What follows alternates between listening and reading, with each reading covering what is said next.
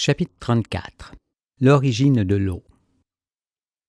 Lors de la déflagration d'une partie des gaz de l'atmosphère d'une planète étoile, vient d'abord l'éclairement de cet astre et le bouleversement de l'ordre établi de ses satellites, puis la propulsion dans l'espace du restant atmosphérique, qui est le dernier point que nous allons examiner. Ces trois phénomènes consécutifs se produisent dans l'expansion de l'ensemble électromagnétique de l'étoile nouvelle, qui est appelée nova. L'eau. Les gigantesques fractures, les failles, que l'on trouve sur Mars ou la Lune, ainsi que sur la croûte terrestre, témoignent des chocs produits lors du déplacement des planètes.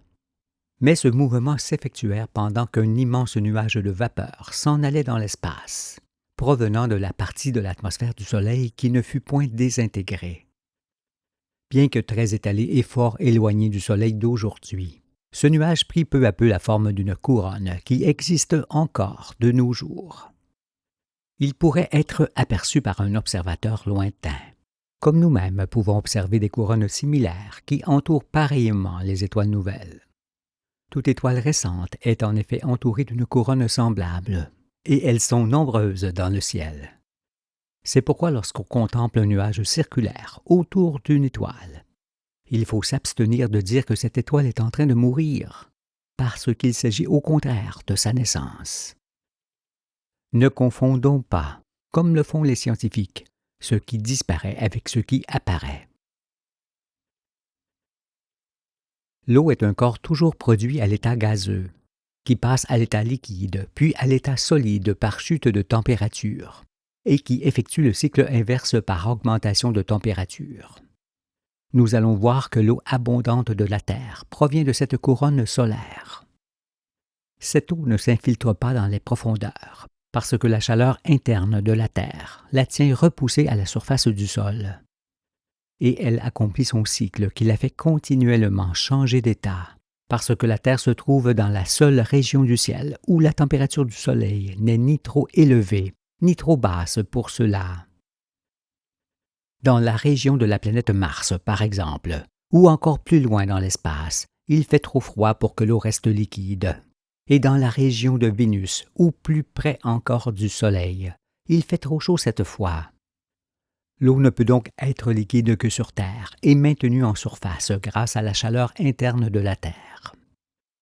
C'est pourquoi, parmi tous les astres de la famille solaire, seule la Terre offre de par sa température et sa position dans le ciel les conditions favorables à la manifestation de la vie. En dessous de son point de glaciation, l'eau reste solide. En dessus, elle se liquéfie et s'évapore. La vapeur ne se voit pas, car il s'agit d'abord de gaz. Lorsqu'on chauffe de l'eau dans un récipient, elle est changée en gaz. Et ces gaz s'élèvent et se condensent aussitôt à cause du brusque changement de température. C'est cette condensation qui engendre immédiatement le brouillard visible à l'extérieur du récipient. Par exemple, lorsqu'en hiver, on aperçoit du brouillard à la surface de l'eau, alors que la température de l'air est très basse. C'est parce que les gaz qui remontent de l'eau se condensent aussitôt. Les nuages sont donc la partie visible de la condensation des gaz atmosphériques. L'étude de Jupiter nous a montré que ce n'est pas l'étoile, mais la planète qui se prépare à briller qui produit de l'eau en abondance dans les âges. En effet, toute planète active produit de l'eau par la chaleur provenant de l'effet de résistance électrique qui transforme la matière du noyau et du manteau en gaz. Ces gaz sortent à la surface, forment l'atmosphère qui se condense par changement de température.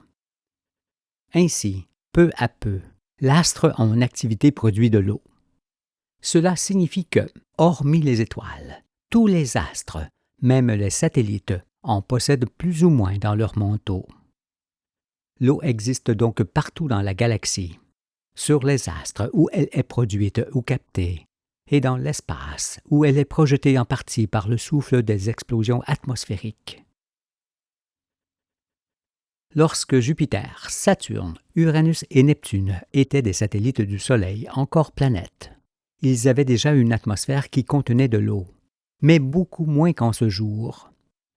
En effet, leur atmosphère géante d'aujourd'hui provient également de la grande quantité de liquide que la nébuleuse solaire leur apporta.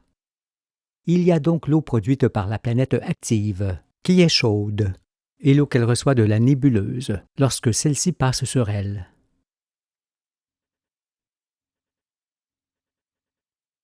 L'aspect de la nébuleuse.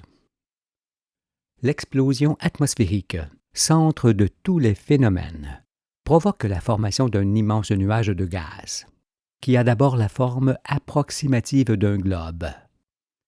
Mais, par la rotation de l'étoile sur son axe, qui entraîne sa magnétosphère dans le même sens, ce nuage s'aplatit lentement par la force centrifuge et prend peu à peu la forme d'une couronne.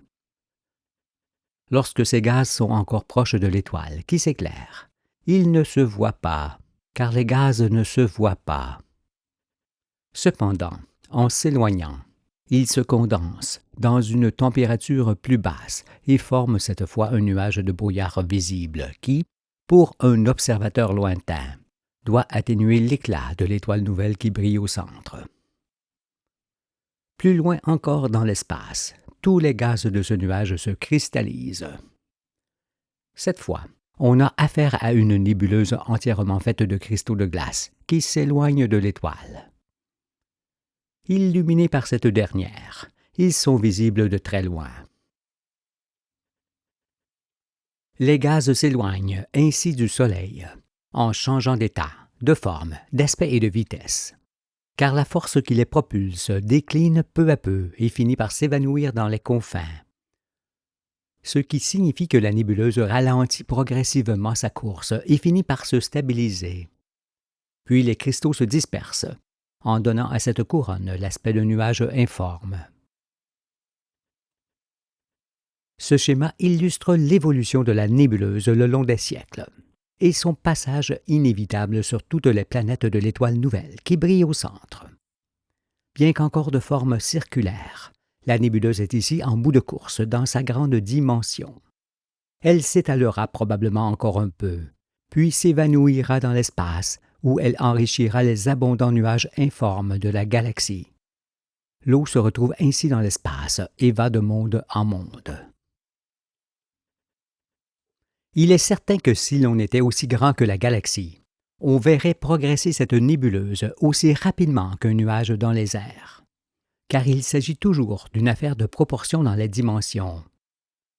Selon les mesures humaines, la durée que le nuage met pour atteindre ces grandes dimensions est fort longue. Mais quelle qu'en soit la durée exacte, ce nuage existe obligatoirement autour des étoiles et aussi du Soleil, qui est encore une nova dans le ciel. Au début de sa formation et pendant un certain temps, la nébuleuse ne rencontre pas encore les planètes, parce que la distance qui la sépare de la première d'entre elles est très grande, et d'autant plus grande que les plus proches sont déjà partis dans le lointain, poussés par les vibrations, les ondes provenant de l'explosion. Il faut donc attendre un peu de temps pour qu'elle rencontre la première planète, et attendre plus longtemps encore pour qu'elle atteigne celle qui est la plus éloignée.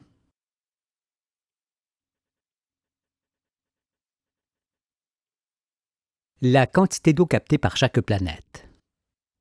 Parce qu'elles sont des sphères métalliques et aimantées, qui offrent une grande inertie, les planètes heurtées ou propulsées fort loin par le souffle de l'explosion ne peuvent échapper à l'action magnétosphérique de l'étoile nouvelle. Contrairement aux cristaux qui, eux, s'en vont dans l'espace sans pouvoir revenir. Indépendamment de cela, on comprend que la quantité d'eau que chaque planète reçoit est à la fois proportionnelle à l'ampleur de la magnétosphère de ces planètes, à la durée de leur évolution au sein de la nébuleuse et à la distance de l'étoile où leur rencontre a lieu. Car plus elle est proche de l'étoile, plus la nébuleuse est dense, et inversement. Mais que la nébuleuse solaire soit à l'état de gaz, de brouillard ou de cristaux, cela ne l'empêche pas d'être saisie par les magnétosphères dans lesquelles elle passe. C'est pourquoi, après l'explosion de l'atmosphère du Soleil, les planètes les plus proches de celui-ci reçurent probablement du gaz, Celles qui, comme la Terre, étaient un peu plus éloignées reçurent du brouillard ou des cristaux, et des cristaux seulement pour les planètes venant après la Terre.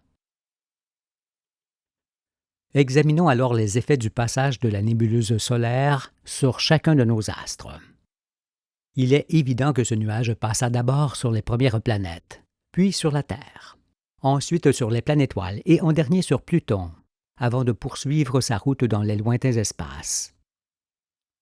Pour bien se représenter son passage sur les astres, il faut avoir à l'esprit que plus on s'éloigne du Soleil, plus grandes sont les orbites des planètes et plus longues à décrire. Jupiter met presque 12 années terrestres pour accomplir une révolution autour du Soleil. Saturne, 29, Uranus, 84 et Neptune, 165. La durée d'évolution de ces astres lointains au sein de la nébuleuse, qui agrandissait aussi son diamètre, fut donc longue et d'autant plus longue que la nébuleuse s'éloignait de moins en moins vite dans leur parage. Il paraît alors qu'en raison de la décroissance de sa vitesse d'éloignement et de l'augmentation constante de sa surface, la couronne déposa moins d'eau sur les premières planètes qu'elle ne le fit sur les planètes lointaines. En orbite fort éloignée et probablement aussi grande que la circonférence de la couronne, Pluton évolua sans doute plus longtemps au sein de cette dernière que ne le firent les autres planètes. Mais en raison de son orbite inclinée par rapport au plan de l'écliptique, Pluton ne fit que traverser la couronne en biais. Cependant, la quantité de cristaux qui tombèrent sur son sol fortement gelé suffit à former autour de lui un océan de glace d'une bonne épaisseur. D'où sa brillance dans le ciel que nous avons déjà évoquée. Ce petit astre témoigne lui aussi du passage de la nébuleuse, mais en témoigne pareillement le gigantisme actuel de l'atmosphère des planétoiles, les traces d'eau sur Mars, ainsi que l'océan terrestre. Mais sur le territoire des planètes intérieures, à l'intérieur de la ceinture d'astéroïdes, nous ne sommes pas dans la même situation. Car si les planètes extérieures ne bougèrent que très peu ou pas du tout, les planètes intérieures, elles, le firent parfois avec grande amplitude. Cela nous montre qu'une planète intérieure a pu évoluer de 3 façons dans la nébuleuse qui la rattrapa, soit pendant que la planète s'éloignait du Soleil, soit pendant qu'elle était en attente sur une orbite lointaine et stable, soit lorsqu'elle revenait vers le Soleil. Il est donc manifeste qu'en étant déplacées tour à tour et différemment, les planètes intérieures ne pouvaient pas recevoir chacune la même quantité d'eau. La Lune est un astre qui n'a reçu que très peu d'eau, car, avant d'être interceptée, elle a manifestement traversé promptement la nébuleuse, tant sa vitesse était élevée. Nous savons ce qu'il est advenu de l'atmosphère de la Lune, qu'elle perdit en route et au contact de la Terre. Cependant, lorsqu'elle était encore chaude, elle produisait un peu d'eau, et la garda dans son manteau, qui s'est très vite durci jusqu'au noyau. En ce qui concerne Mercure, un peu plus grosse et un peu plus éloignée du Soleil que ne l'était la Lune dans l'ordre ancien des astres. Elle était tout à fait comparable à notre satellite avant l'explosion atmosphérique. Revenue auprès du Soleil, où elle resta, elle ne put, tout comme la Lune, que traverser rapidement la nébuleuse encore à l'état gazeux et animée d'une grande vitesse. Son manteau également durci jusqu'au noyau renferme dans ses profondeurs une petite quantité d'eau qu'elle avait elle-même produite, comme la Lune. Ces deux planètes se sont refroidies entièrement lors de leur déplacement. C'est pourquoi l'eau que leur sol renferme est obligatoirement glacée. Sans chaleur interne, ces cristaux de glace restent tels quels, car la chaleur solaire ne peut les atteindre. Mercure est donc analogue à la Lune dans tous les domaines. Cependant, placée dans les forces vives du Soleil, elle se réchauffera avant la Lune. Ces cristaux fondront progressivement et deviendront des gaz qui enrichiront son atmosphère, où se trouve aussi un peu d'eau provenant de la nébuleuse solaire. Vénus a également produit de l'eau et en a pareillement reçu du Soleil.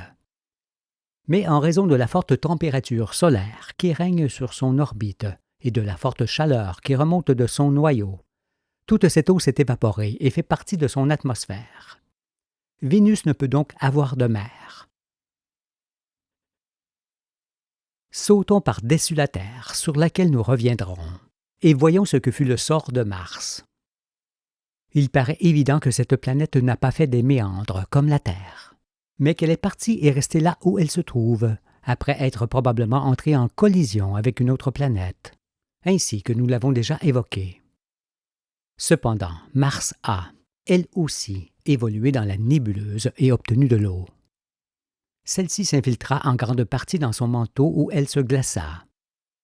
L'autre partie s'évapora, puis se condensa et se cristallisa à nouveau sur ses pôles, en enrichissant d'autant les calottes.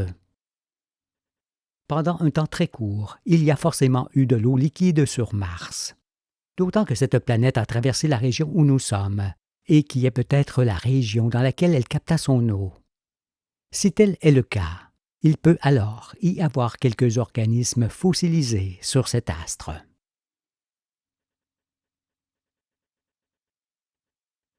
La fécondation de la Terre. Après avoir déterminé au plus juste ce qui s'est produit avec la nébuleuse solaire sur les planètes proches et lointaines, il nous reste à observer ce qui fut avec la Terre pour qu'elle ait autant d'eau à sa surface. Ah, la Terre, la favorite, était déjà par sa position initiale celle qui était prédestinée à devenir cette magnifique planète bleue sous le Soleil. Montrons alors ce que fut son couronnement et comment le Soleil la féconda. Souvenons-nous que la force provoquée par l'explosion atmosphérique a déplacé les satellites avant même que la nébuleuse ne les rattrape. Ce qui est montré par la première figure ci-dessous, où l'on voit la Terre s'en aller, tandis que la couronne n'est pas encore arrivée sur elle. La deuxième figure illustre cette fois l'évolution de notre planète au sein de la nébuleuse, qui la rattrapait doucement, car sa vitesse n'était guère plus grande que celle de la Terre. Ce qui permit à cette dernière de rester longtemps dans ce nuage, d'autant plus que l'orbite terrestre équivalait au diamètre de la couronne. De la sorte, la Terre eut tout le temps de se charger de son immense océan qui recouvrait, en ce temps-là, presque tout le globe, les continents n'ayant pas encore émergé. Quant à la troisième figure, elle montre la Terre après que la nébuleuse solaire est passée sur elle. Ainsi, durant un long moment, notre planète évolua dans un nuage de cristaux qui lui fournit l'eau qu'elle possède aujourd'hui. En ce temps-là, la Terre n'avait pas encore intercepté la Lune. Et bien qu'elle connût ensuite sa plus grande orbite qui la fit séjourner dans le froid, elle resta chaude intérieurement, surtout que cette couronne la couvrit d'un précieux manteau de glace. Puis elle revint auprès du Soleil qui la réchauffa. Elle traversa encore la région où nous sommes et, tout de suite après, elle intercepta la Lune. Ensuite, elle connut une autre période glaciaire, loin du Soleil, puis revint plus près de lui et finit par se stabiliser dans le ciel, sur l'orbite même où nous nous trouverons. Ainsi, pour la première fois, les hommes contemplent ce merveilleux spectacle de la fertilisation de la terre qui eut lieu dans le ciel. Nous imaginons alors fort bien ce que furent les effets bénéfiques de cette eau sur notre planète. Nous allons bientôt les développer, et vos yeux s'ouvriront entièrement. Une planète habitée par étoiles. À la suite de l'éclairement du Soleil, les méandres que la Terre décrivit et l'eau qu'elle reçut sont des phénomènes qui se produisent obligatoirement dans toute nouvelle famille stellaire. Il en est ainsi parce que les satellites occupent tout l'espace autour de leur mère qui se prépare à briller, à devenir étoile. Lorsqu'elle s'éclaire, il est manifeste qu'un satellite qui se trouve au milieu de leur nombre effectue des méandres semblables à ceux que fit notre planète. Et ce satellite se recouvre pareillement d'autant d'eau. Aujourd'hui, nous avons la certitude que chaque étoile éclaire un de ces astres où se trouve un monde. car l'activité électromagnétique a pour mission de créer une région viable autour de chaque étoile, et un sol pouvant recevoir toutes les espèces de créatures, jusqu'à l'homme pour lequel tout est préparé. Voilà pourquoi j'ai dit maintes fois que toutes les étoiles éclairent un monde vivant. N'est-ce point là la raison d'être des étoiles et de briller avec éclat dans le ciel? En imagineriez-vous une autre? Quelle serait-elle? Pour que l'homme existe aujourd'hui, il fallait donc qu'une planète aille et vienne auprès du Soleil sans se refroidir, et qu'elle se recouvre d'un océan. C'est le hasard, affirmeront les intelligents. Mais moi, le Fils, je dis que c'est la volonté de Dieu, parce que sa science, à laquelle appartient l'électromagnétisme, oblige cet accomplissement autour de chaque étoile. Doit-on aussi penser que toutes ces planètes analogues à la Terre ont une lune? Disons plutôt qu'elles ont certainement une masse équivalente, pouvant être un astre un peu plus gros, ce qui ne modifierait pas grand-chose, ou deux astres plus petits, ce qui ne changerait pas davantage. Quoi qu'il en soit, il y a toujours une planète bien positionnée pour être l'élu, et cela qu'elle ait ou non des satellites. Pour nous, ce fut la Terre. Soyez donc assurés qu'il y a autant de monde vivant qu'il y a d'étoiles. Désormais cela est incontestable, certain et largement démontré. Assurément, vous étiez jusqu'à présent bien loin d'imaginer qu'il en était ainsi, et que l'eau que vous buvez ou dans laquelle vous vous baignez est l'ancienne atmosphère du Soleil. Mais n'est-il point plaisant de le savoir? N'êtes-vous point satisfait d'apprendre que vous êtes fait du Soleil, de la Terre et de l'univers entier? Cela ne vous rapproche-t-il point d'eux et de tous les astres du ciel? Ce que je dis alors, c'est que vous ne pouviez nullement savoir qui vous étiez, ni ce que vous faisiez sur cette terre, sans comprendre au préalable que des êtres vivants existent pareillement autour de chaque étoile. Ne le contestez pas, car c'est aussi ce que contestaient vos pères dans le désert, en ne pouvant imaginer que le ciel était le trône du Tout-Puissant Créateur. Et que sont-ils devenus? Ils sont devenus ce que vous étiez avant que je ne vous baptise, des hommes ténèbres et perdus, des hommes sans attachement, dépourvus de bienveillance et prêts à disparaître à tout jamais. Mais vous êtes déjà sauvés parce que la connaissance qui s'accumule progressivement en vous vous éclairera à tout jamais.